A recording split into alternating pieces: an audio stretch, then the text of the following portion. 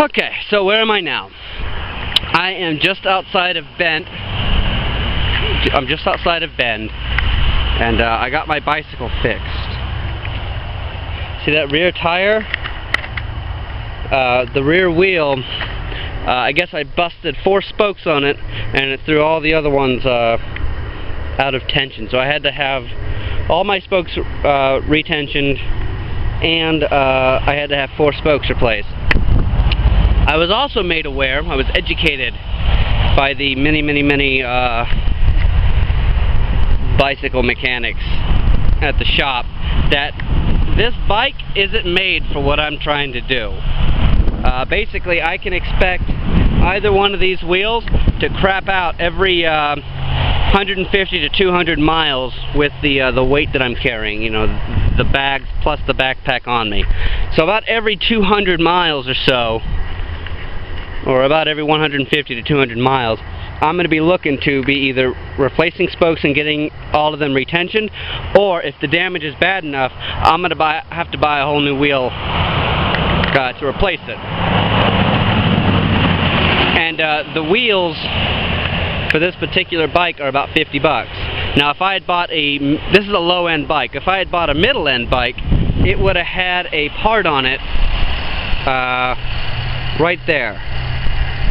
That part right there, that's the gear selector. And usually in middle-end bikes, what you can do is you can just pop that off, and it's got kind of like this free hub thing. And he showed me what all this means. But this one doesn't. This bike doesn't have a free hub thing. So the only type of tire I can buy for this bike is the $50 tire, or the $50 wheel, that's going to crap out every 150 to 200 miles. If I want to spend the money, I can have that gear selector part changed so that I can have a free hub wheel and all that, and but that's going to cost a bit more money. So right now what I'm doing is I'm headed north to a town called Sisters, and then I'm either going to ride west or I'm going to hitchhike west. And I'm considering hitchhiking now because to go west into Eugene and then west from there to reach Highway 1, I need to cross 2 mountain ranges where I get to bike up about 1,500 feet, and then on the other side I get to descend about 3,000 feet. Hey guys, check out some of this Oregon scenery. Look at that.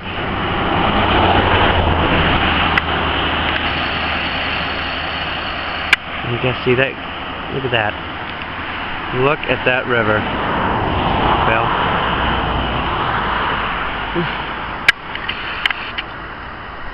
And way out there, I don't know if you can see it, we have snow-capped mountains. Yeah. I just got out of the desert, and I'm talking about lava craters, and here we have snow-capped mountains. Check that out.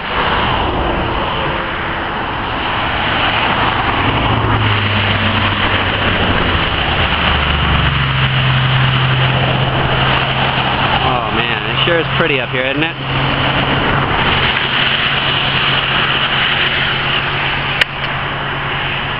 Oh man.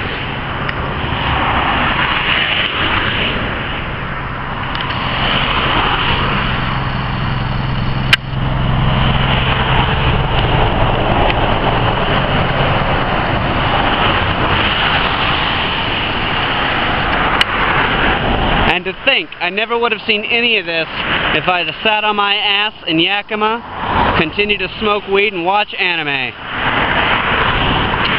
I wouldn't have seen any of this. Okay, boys and girls. So I've decided to stay at a campsite in the state park for, you know, a piddling little $5. I figured it would be worth it since, you know, the sky looks like this. I don't know how well y'all can see it, but it's gray and it's nasty and it looks like it might rain tonight.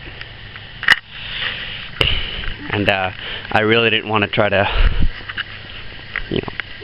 bike to Sisters, which is not far, but bike to Sisters and then try to find a place to camp.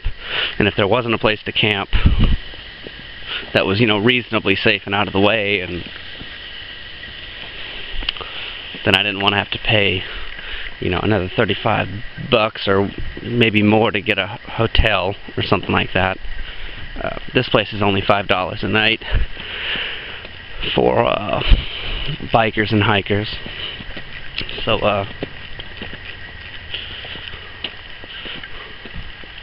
I've got my tent set up right over here.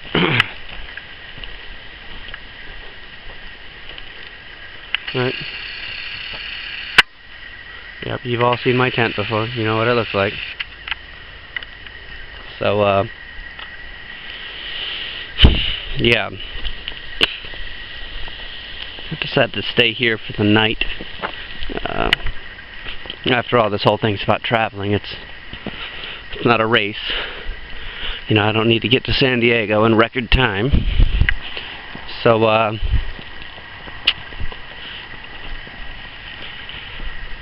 I can stop and, spend a few days in some places. I almost spent another day in Roosevelt, but I, felt the need to move on while the winds weren't that bad.